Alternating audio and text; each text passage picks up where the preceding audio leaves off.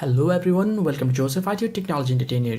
Today I'm going to show you how to merge many PDF files into one PDF easily without an external software just by using online. So I have two PDF files. You can also do it offline with software, but many of those requires purchase, okay?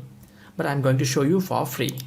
So those two PDFs are to be merged into one. So what I'm going to do, I'm just going to browser and typing I love PDF, searching for that.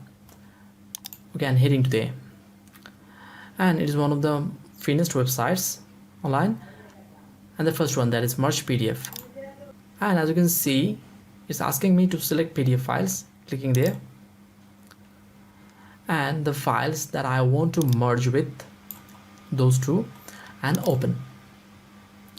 And those two are the PDF files as a preview I'm seeing there.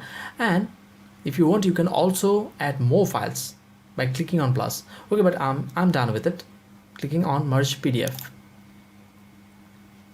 Okay, processing done, and now downloading. Start download. And now I'm going to the folder, and this is the one named as I love PDF merged.pdf. Opening it, and yes, the PDF, two PDF in one file.